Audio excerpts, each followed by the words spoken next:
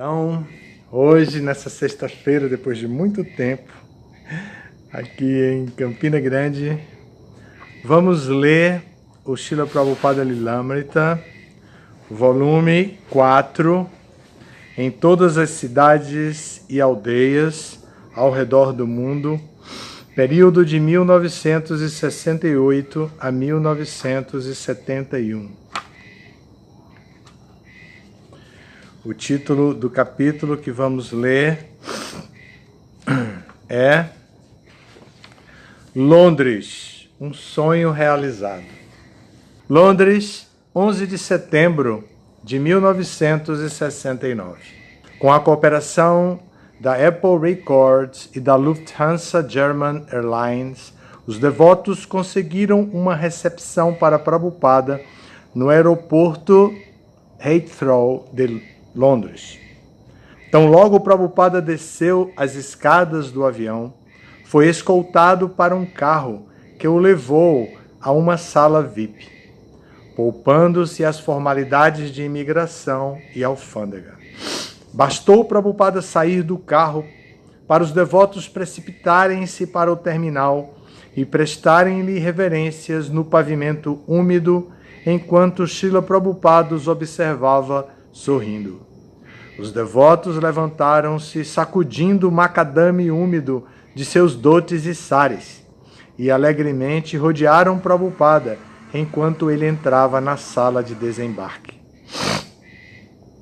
Dentro do terminal, Prabhupada confrontou-se com uma massa de repórteres e câmeras e várias dúzias de amigos dos devotos. Um pano limpo cobria um dos sofás de espera, em cujos lados acomodavam-se vasos com gladiolos amarelos. Prabhupada caminhou em direção ao sofá e sentou-se, e Shama Sundar pôs-lhe uma guirlanda de cravos vermelhos e brancos. Então Prabhupada começou um kirtana. Os devotos estavam alheios a tudo, exceto a Prabhupada, e os repórteres resignaram-se a simplesmente ficar de pé e a observar enquanto os devotos cantavam e dançavam em êxtase. Os devotos mais afoitos ficaram intrépidos durante o Kirtana, e seus gritos de Haribol e Jaya Prabhupada, bem como os sopros de um búzio, sobressaíam ao canto regular de Hare Krishna. Após o Kirtana, os repórteres permaneceram a certa distância, enquanto Prabhupada falava de maneira afetuosa com praticamente cada um dos devotos sentados perante ele. "Onde está Janaki?" perguntou ele. "Ah, sim, como vai? Vibhavati, como está sua filha? Na verdade, todos vocês são meus pais e mães. Vocês têm tanto carinho." Para os devotos, somente eles e Prabhupada estavam presentes naquela sala, e eles se esforçavam por pegar tudo o que ele fazia ou dizia.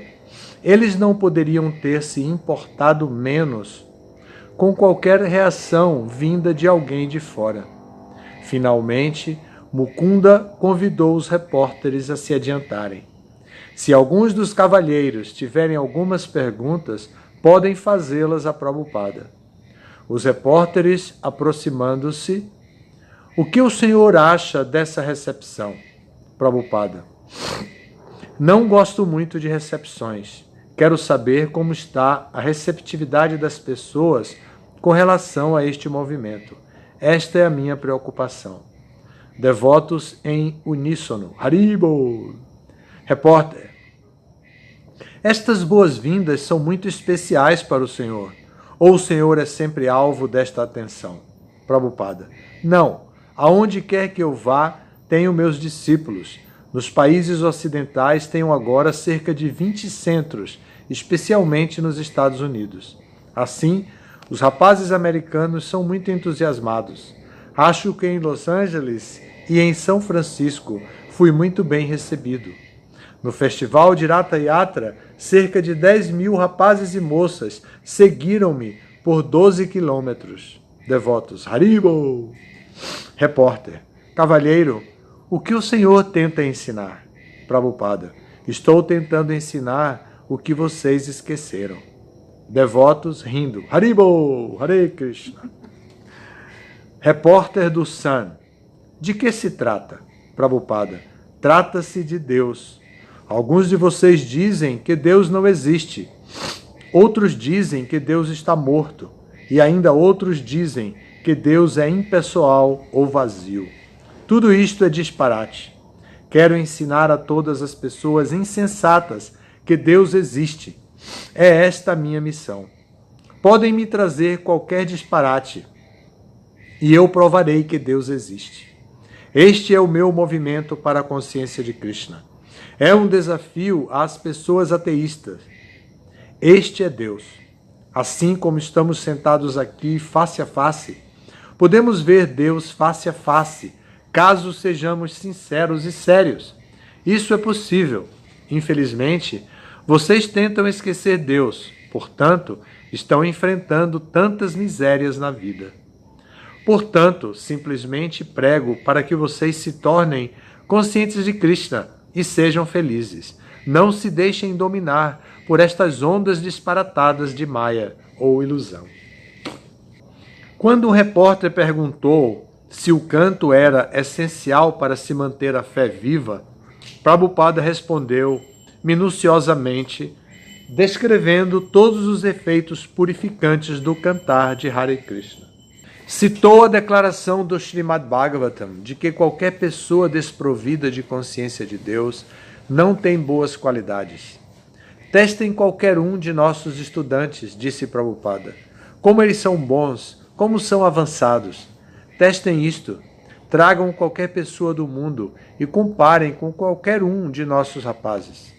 Vocês verificarão quanta diferença há no caráter, no sentimento e na consciência deles. Caso queiram uma sociedade pacífica, então devem tornar as pessoas conscientes de Deus, conscientes de Krishna. Tudo resolver-se-á automaticamente. Caso contrário, aquilo que vocês chamam de Nações Unidas não ajudará. Os repórteres perguntaram sobre Billy Graham, sobre a aterrissagem na Lua, sobre a guerra na Irlanda e sobre o paradeiro da esposa e dos filhos de Prabhupada. Pediram-lhe que virasse seu rosto em direção a eles e estalaram suas câmeras. Agradeceram-no e a recepção dispersou-se. Prabhupada saiu do prédio em direção ao resplandecente Rolls-Royce branco que o aguardava do lado de fora, cortesia de John Lennon. Prabhupada entrou na poltrona traseira e sentou-se de pernas cruzadas. A limusine era equipada com janelas escuras e um interior suntuoso, incluindo uma televisão. Os devotos ficaram tão confusos em sua agitação que nenhum deles pensou em juntar-se a Prabhupada, e o chofer conduziu rapidamente para Tittenhurst. Prabhupada mantinha-se sentado silenciosamente, exceto por seu cantar audível de quando em quando, enquanto o chofer seguia em frente pelas vias tortuosas, deixando o aeroporto para trás. Ele estava na Inglaterra. Seu pai, Gaur Mohan, nunca quisera que ele viesse à Inglaterra. Certa vez, um tio dissera a Gaur Mohan que seu filho devia ir à Inglaterra para tornar-se um advogado, mas Gaur Mohan dissera que não. Caso seu filho fosse para lá, os comedores de carne, os beberrões e os maníacos sexuais poderiam influenciá-lo. Mas agora, 70 anos depois, Prabhupada viera realmente para Londres, não para ser influenciado pelos ingleses, mas para influenciá-los. Ele viera para lhes ensinar o que haviam esquecido. E ele estava dirigindo-se para um bom começo, sob os cuidados especiais de Krishna. Quando tivera que morar sozinho na cidade de Nova York, sem nenhum dinheiro, aquilo fora a misericórdia de Krishna. E agora entrava na Inglaterra numa limusine conduzida por chofer, também pela misericórdia de Krishna.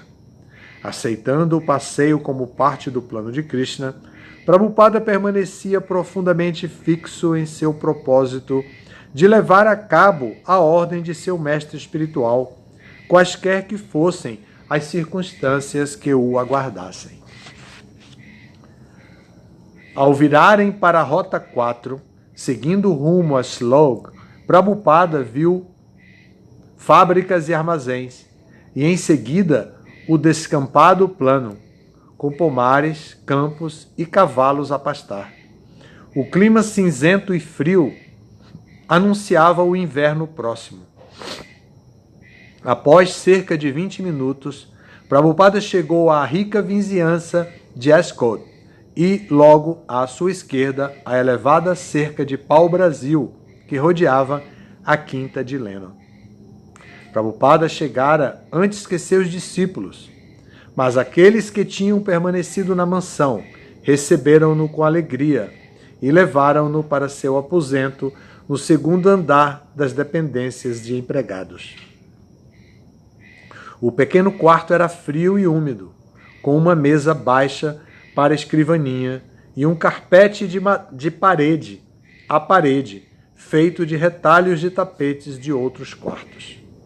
O quarto adjacente estava vazio e era ainda menor. Prabhupada sentou-se em sua escrivaninha baixa. "Onde estão todos?" perguntou ele, enquanto recostava-se e olhava para fora da janela. Viu a chuva que começava a cair. Quando George, John e Yoko fizeram uma visitinha após o almoço de Prabhupada, Shyama Sundara convidou-os a subir e encontrar-se com Prabhupada. George virou-se para John e perguntou: "Você quer subir?" O barbado mestre de óculos de Tittenhurst, cabelos caindo até os ombros, assentiu. Yoko também estava curiosa. Desse modo, todos eles subiram para o pequeno quarto de Prabhupada. Sorrindo graciosamente de trás de sua escrivaninha, Prabhupada pediu a seus convidados que entrassem e se sentassem. Ali estavam duas das mais famosas pessoas da Inglaterra, e Krishna queria que ele falasse com eles. Prabhupada retirou sua guirlanda e entregou-a a Shyama Sundara, indicando que ele deveria colocá-la em volta do pescoço de George. "Muito obrigado", disse George. "Hare Krishna." Prabhupada sorriu. "Esta é a bênção de Krishna." "Hare Krishna", replicou novamente George. "Sim", disse Prabhupada. Um verso do Bhagavad Gita diz: "Yadyad acharati shreshthas tatad evetaro janaha sayat pramanam kurute lokastada nuvartate."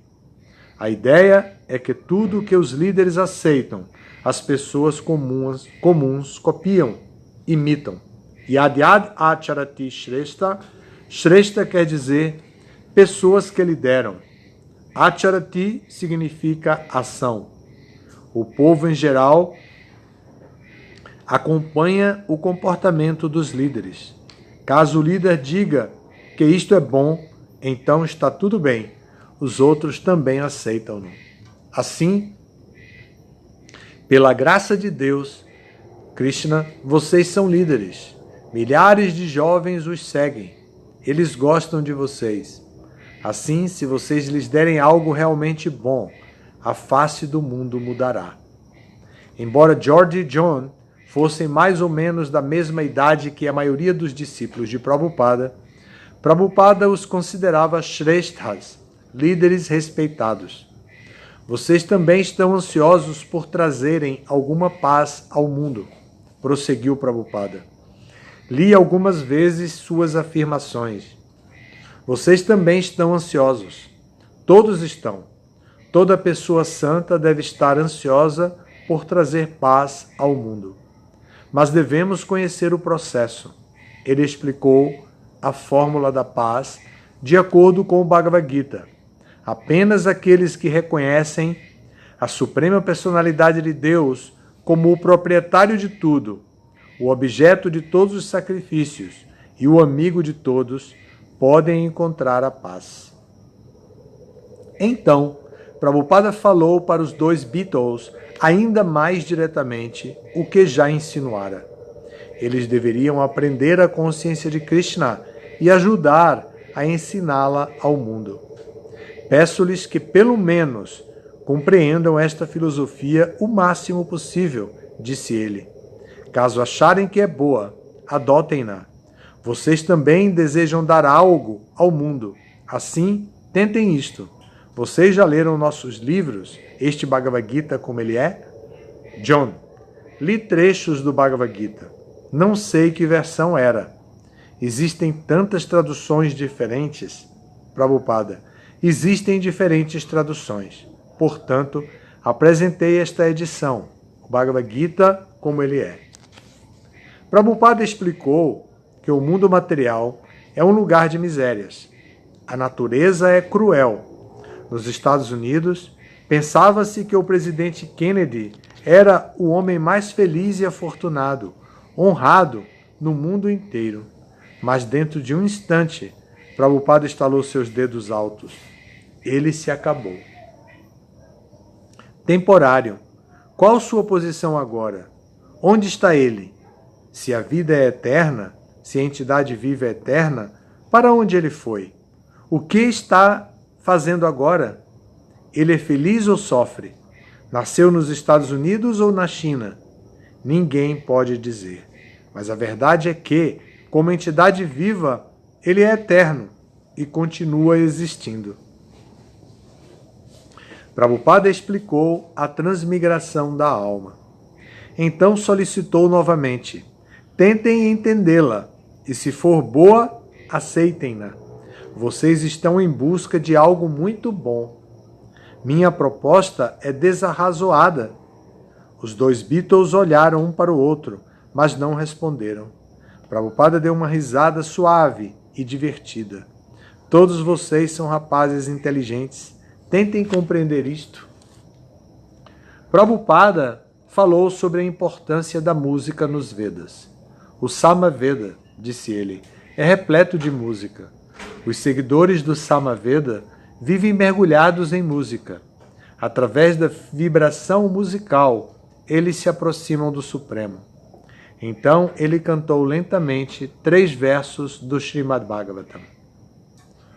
Matirna Krishne Parata Swatova Mitobi Padyata Griha Vratanam Adanta Gobir Vishatam Tamishram Puna Punas Charvita Charnavanam Natevidu Shwarta Gatim Hi Vishnum Durashaye Bahir Artamanina Andaya Tandhair Upaniya Manas Tepisha Tantriya Murudhamni Badha Naishamatistava Durukra Mangri Sprishati Anarta Pagamoyat Arta Mahiyasam Padarajo Bishekam Niskinchanam Na Varnita Yavat. Aqui tem um asterisco que diz assim: devido é a tradução dos versos. Devido a seus sentidos descontrolados, as pessoas muito viciadas na vida materialista progridem em direção às condições infernais e repetidas vezes mastigam aquilo que já foi mastigado. Suas inclinações para com Krishna nunca despertam, quer pelas instruções de outros, quer por seus próprios esforços ou pela combinação de ambos. As pessoas que estão fortemente aprisionadas à consciência de gozar a vida material e que, portanto, aceitaram como líder ou guru uma pessoa igualmente cega e apegada aos objetos externos dos sentidos, não podem compreender que a meta da vida é voltar ao lar, voltar ao Supremo e ocupar-se a serviço do Senhor Vishnu. Assim como os cegos guiados por outro cego desviam-se do caminho correto e caem numa vala, Homens materialmente apegados, liderados por outro homem materialmente apegado, são atados por cordas do trabalho fruitivo, que são feitas de fibras muito fortes, e continuam repetidamente na vida materialista, sofrendo as 3 classes de misérias. A menos que untem seus corpos com a poeira dos pés de lótus de um Vaishnava, totalmente livre da contaminação material, pessoas muito inclinadas à vida materialista não poderão apegar-se aos pés de lótus do Senhor, que é glorificado por suas atividades incomuns. Somente tornando-se consciente de Krishna e refugiando-se aos pés de lótus do Senhor, desta maneira é que alguém pode livrar-se da contaminação material. Srimad Bhagavatam, 7º canto, capítulo 5, versos de 30 a 32. Então, Prabhupada perguntou a seus visitantes que filosofia seguiam. Seguimos? Perguntou John. Não seguimos nada, disse Yoko. Estamos só vivendo. Fizemos meditação, disse George. Quer dizer, faço minha meditação com mantras. Eles começaram a fazer perguntas, as mesmas perguntas que Prabhupada ouvira tantas vezes antes. Após ouvir a explanação de Prabhupada sobre o Brahman, a energia espiritual onipenetrante da Suprema Personalidade de Deus, Yoko duvidou se o Brahman poderia permanecer puro e nunca se deteriorar. Prabhupada advertiu que ela teria que tornar-se uma estudante séria antes de que pudesse realmente compreender a filosofia espiritual. John e Yoko, sendo ecléticos devotados, relutavam em aceitar o conceito de Prabhupada da autoridade védica. John, ainda temos que continuar peneirando, como que peneirando areia, para ver quem tem a melhor filosofia.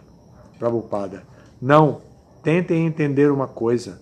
Por que estas pessoas, caso Krishna não fosse a autoridade suprema, por que elas pegariam o livro de Krishna e traduzi-lo-iam? Por que vocês não tentam entender? George, não estou dizendo que Krishna não seja o Supremo. Acredito em que ele o seja. Há um mal entendido sobre a tradução do Gita, do sânscrito para o inglês. Eu dizia que existem muitas versões e acho que pensávamos que o Senhor tentava dizer que sua versão, sua tradução era a autoridade e que as outras traduções não o eram. Porém, na realidade, não estávamos confusos quanto à identidade de Krishna. Prabhupada, muito bem, se você crê que Krishna é o Senhor Supremo, se essa é sua versão, então você tem que ver quem foi que mais se dedicou a Krishna. Estas pessoas estão cantando Krishna 24 horas por dia. E uma outra pessoa que não diz uma única vez a palavra Krishna, como pode ela tornar-se devoto de Krishna? Como pode alguém que nem sequer pronuncia o nome de Krishna tornar-se representante de Krishna? Se Krishna é a autoridade, e aceita-se isto, portanto, aqueles que estão diretamente dedicados a Krishna são autoridades. Após mais de 1 hora de conversa, Prabhupada distribuiu um pouco de prasada para John, George e Yoko, e para os poucos discípulos que estavam em seu quarto. Caso estes Shresthas adotassem a consciência de Krishna, isto seria bom para eles e para muitos outros também. Ele cumprira seu dever e lhes dera a oportunidade. Era a mensagem de Krishna, e aceitá-la ou não cabia agora a eles. Dizendo que tinha algo a fazer, John despediu-se e saiu. Enquanto todos saíam, Yoko, descendo as escadas, voltou-se para John e disse: olhe como é simples a vida dele. Você poderia viver dessa maneira?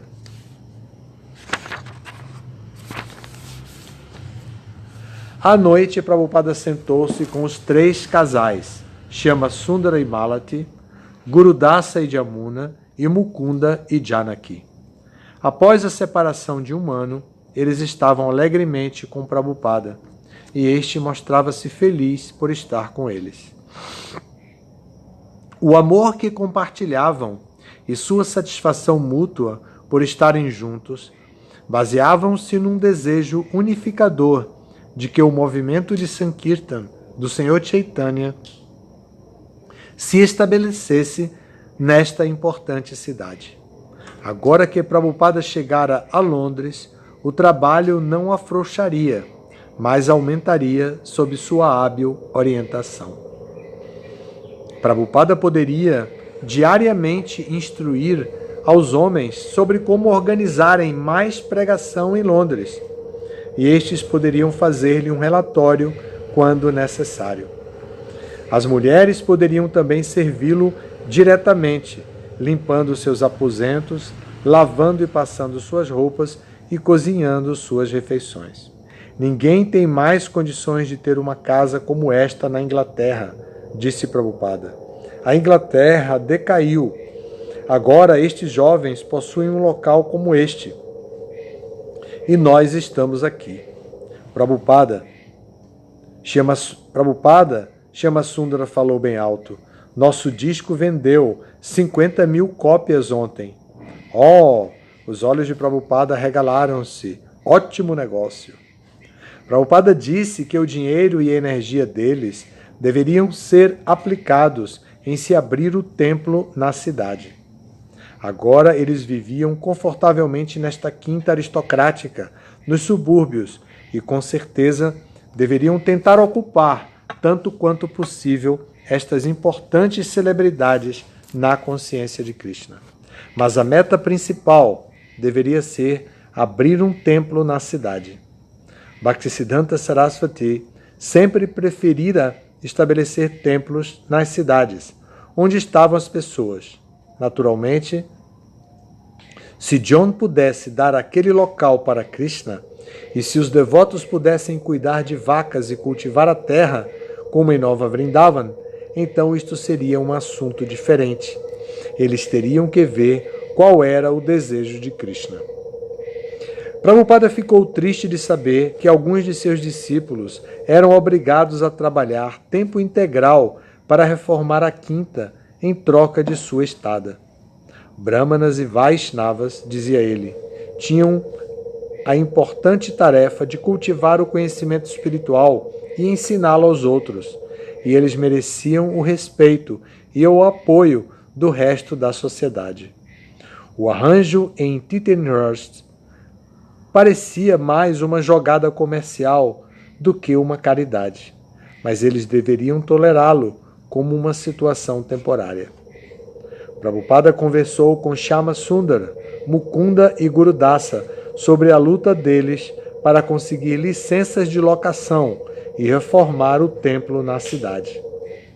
Shama Sundara estivera certo, disse Prabhupada, em começar a reformar o templo. Krishna protegeria seu investimento. Ao ouvir dizer que eles conseguiram uma série de palestras públicas que o prenderiam por 3 meses em Londres, Prabhupada sorriu. Para ele, seria um prazer ficar e pregar na Inglaterra por tanto tempo quanto fosse necessário para abrir o centro de Londres. Prabhupada elogiou seus 6 pioneiros de Londres que foram exitosos, onde seus irmãos espirituais sannyasis fracassaram.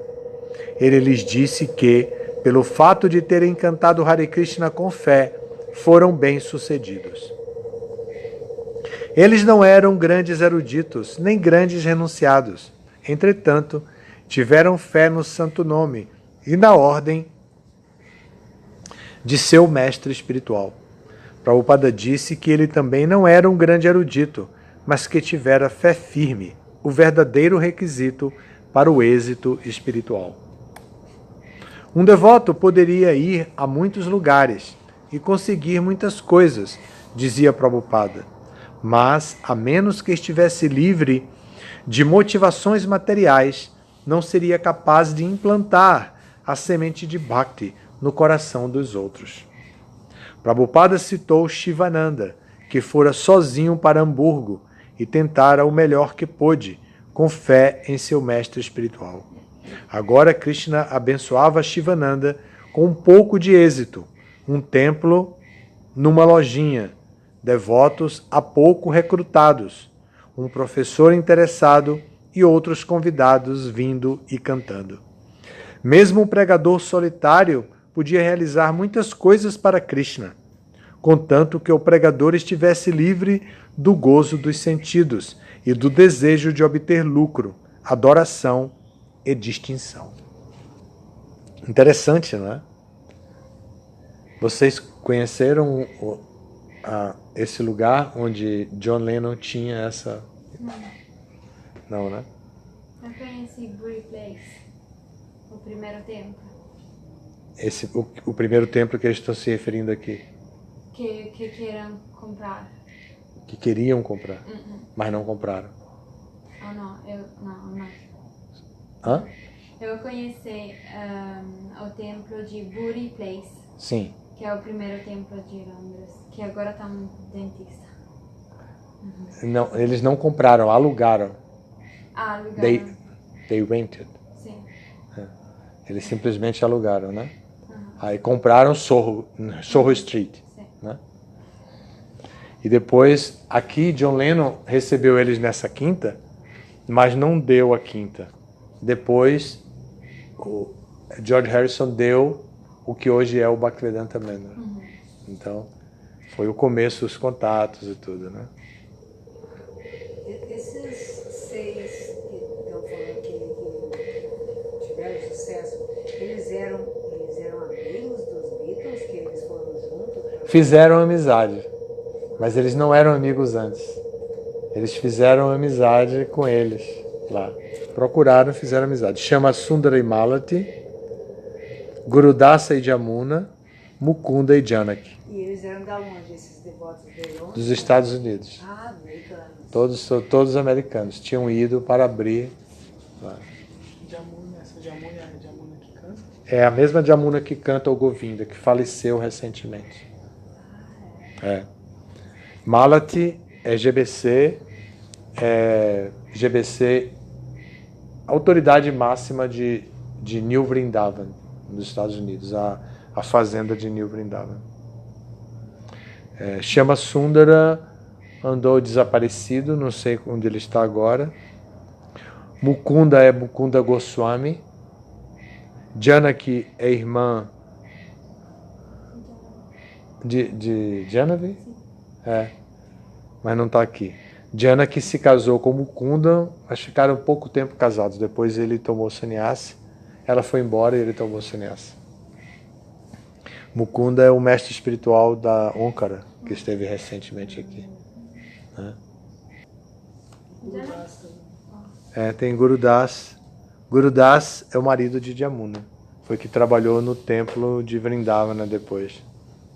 Chama Sundara também. Foi para Vrindavana e trabalhou no templo de Vrindavana, na construção do templo Krishna Balarama. Esse Mukunda mora onde agora? Nova Zelândia. Ele é um Maharaj, um sannyasi, e mora na Nova Zelândia. Bem, vocês têm mais alguma pergunta, algum comentário?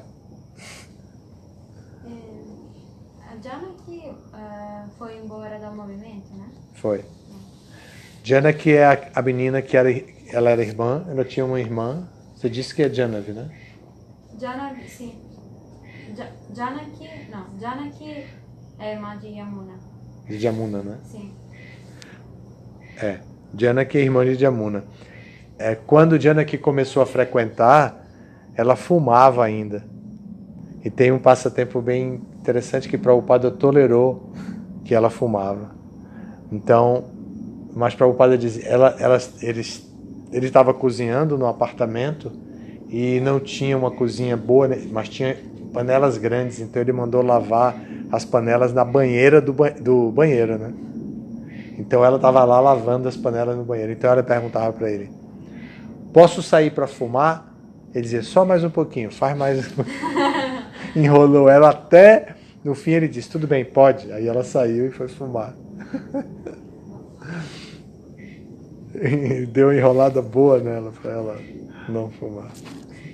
Yamuna também fumava ainda ou não? Não conheço nenhum relato desse de Kundjamuna. Conheço esse de Janaki. Naquela época, o tabaco era status. A gente pode ver, se a gente vê a história da música popular brasileira, o tabaco e bebida alcoólica, né? Então Vinícius de Moraes, toda aquela galera, né? Todo mundo ali, todos os intelectuais, era muita bebida e muito cigarro. Todos os revolucionários do movimento contra a ditadura, todos era insuportável, as reuniões eram um fumacê terrível, mas de tabaco mesmo. Era assim, bem carregado tudo. Fumavam demais. Acho que ele vai abrir, né? Muito obrigado. Todas as glórias a Srila Prabhupada. Jai Shila Prabhupada.